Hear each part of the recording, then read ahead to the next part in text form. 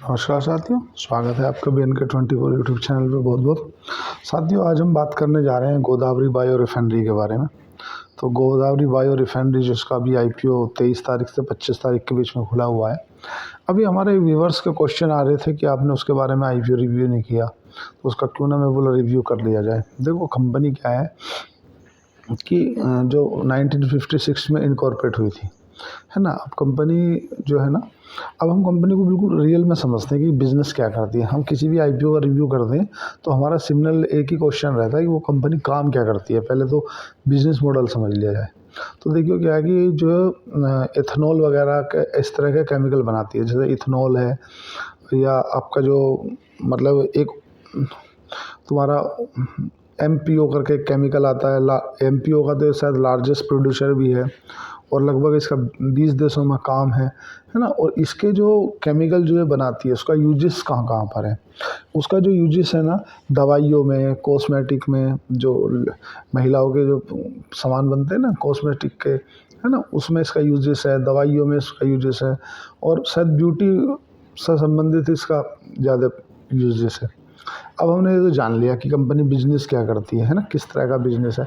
अब हम जानते हैं कि IPO का साइज क्या है और IPO कितने करोड़ का है। देखो क्या है, 555 करोड़ रुपए का IPO है, 325 करोड़ का फ्रेश इशू है, 230 करोड़ रुपए का ऑफर फॉर सेल है, 334 से लेकर 352 रुपये प्रति शेयर के हिसाब से, और एक लोट मतलब लगभग रिटेल का 14,784 रुपये का एक लोट बनेगा।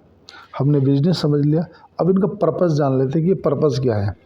देखो क्या है कि कुछ अपना हिस्सा बेच के उधारी चुकाने जा रहे हैं। उधारी लगभग इनके पास में 700 करोड़ की है, जिसमें उधारी चुकाएंगे भी तो भी इनके पास में लगभग 2x की उधारी रह जाएगी, जो कि थोड़ा कंसर्न का विषय है, क्योंकि इतनी उधारी सस्टेन नहीं करती जिस बिजनेस में ये है ना। इस और दूसरा, मेरे को इसमें बहुत सी चीज़ें नज़र आ रही है नेगेटिव। बात करता हूँ, देखो जो प्रमोटर की अभी आफ्टर IPO है ना, 81% की हिस्सेदारी है, जो बेचने के बाद आफ्टर मतलब IPO के बाद जो इनकी होल्डिंग हो जाएगी 63% के आसपास हो जाएगी। जो कंपनी के CMD हैं, मैनेजमेंट ऑफ डायरेक्टर है ना, समीर सोमैया जी, उनको लगभग इस इंडस्ट्री का 28 साल का अनुभव है। वो ठीक है, मतलब थोड़ा ये पॉजिटिव नज़र आ रहा है कि जो मैनेजमेंट है वो अनुभवी है ना, ये अच्छा बात है। अब हम थोड़ा सा बात कर लेते हैं कि इसका फ़र्क कहाँ कहाँ पड़ेगा। देखो, अगर सरकार जैसे एथेनॉल के ऊपर फोकस कर रही है कि एथेनॉल सभी पेट्रोल डीजल गाड़ियों में जो एथेनॉल पे फोकस कर रही है, उसका कहीं ना कहीं इनको फ़ायदा मिलेगा, क्योंकि एथेनॉल प्रोड्यूस करती हैं। दूसरा, एक चीज़ थोड़ी सी है कि इनका जो P रेशियो पे ये ला रहे हैं, वो P रेशियो सस्टेनेबल नहीं है। क्यों नहीं है? क्योंकि ये कंपनी वर्तमान में लॉस मेकिंग बिजनेस है, अभी लॉस मेकिंग है। लॉस मेकिंग क्यों है? लॉस मेकिंग इस वजह से है कि इनका 2022 में जो एसेट थे वो लगभग 733 करोड़ के थे, 1733 करोड़ के थे। अभी 1791 करोड़ के हैं, मतलब एसेट कोई खास नहीं बढ़े। रेवेन्यू उनके और उल्टा घटे हैं। जो 2022 में 1709 करोड़ के रेवेन्यू थे, 2023 में 2000 करोड़ के रेवेन्यू हुए, अब घट के 1701 करोड़ के रेवेन्यू पर आ गया।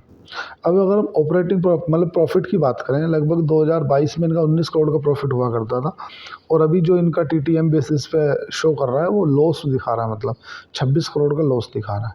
तो पहला तो नेगेटिव मुझे यहाँ नज़र आ गया कि लॉस में गए। दूसरा, इनके ऊपर जो कर्ज है वो थोड़ा सा ज़्यादा है ना।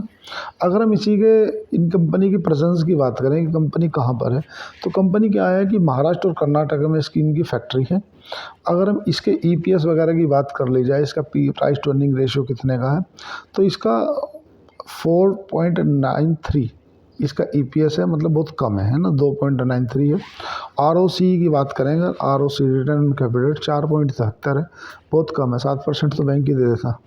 और ROC 9% का बेकार है। अगर इनका नेट प्रॉफिट मार्जिन की बात करें तो लगभग 7-8% है, चूँकि सही बात है, गन्ना किसान से खरीदते हैं, उसका प्रोडक्ट बनाते हैं, तो नेट प्रॉफिट मार्जिन तो बहुत कम रहेगा, है ना। रिटर्न ऑन नेटवर्थ लगभग 4% की है, ठीक है। और जो इनका कर्ज है वो थोड़ा सा ज़्यादा है, मतलब जो डेट टू इक्विटी रेशियो होना चाहिए वो लगभग 0.5 तक रहे तो ठीक है।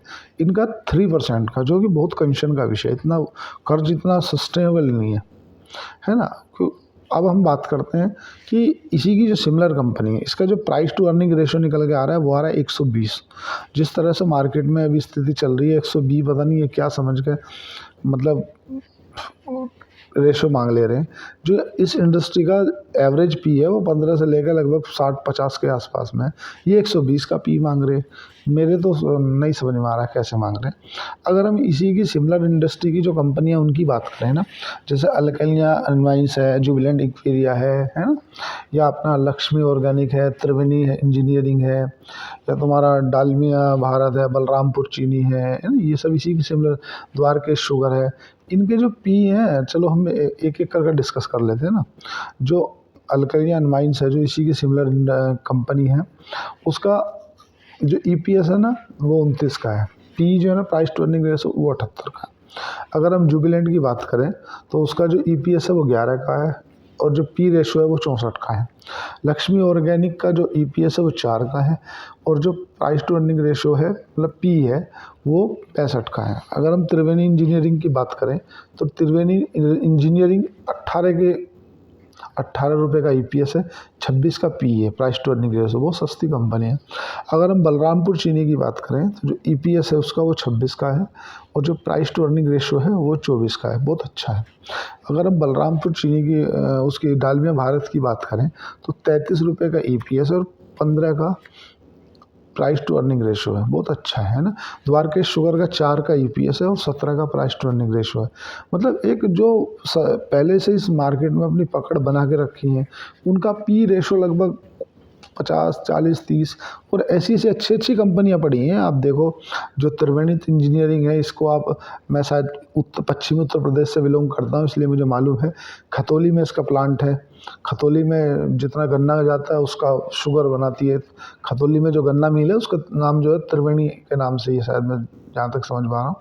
तो बलरामपुर चीनी है, ये पश्चिमी उत्तर प्रदेश में है, और जो कि पश्चिमी उत्तर प्रदेश तो गन्ने का गढ़ माना गया है ना।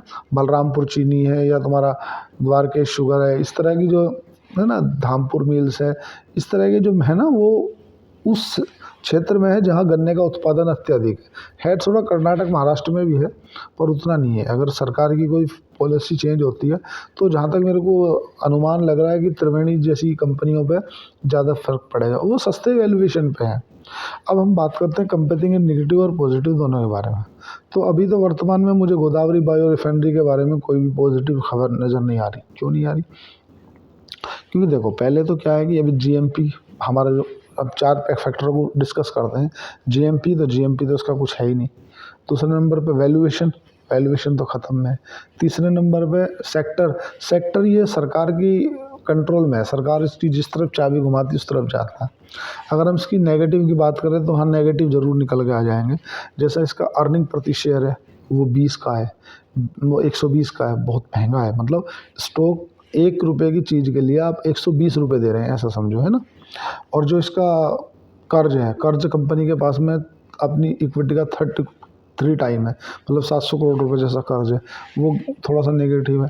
तीसरा क्या है, जो इसका ऑपरेटिंग प्रॉफिट मार्जिन है वो थोड़ा लो है ना। हाँ, जनरली लो ही रहते हैं इसमें, इस सेक्टर में, पर हाँ ठीक है थोड़ा ये देखा जाए तो। और अगर हम इसकी बात करें, चौथा जो नेगेटिव मेरे को नज़र आ रहा है वो क्या है कि ये अभी वर्तमान में लॉस मेकिंग है।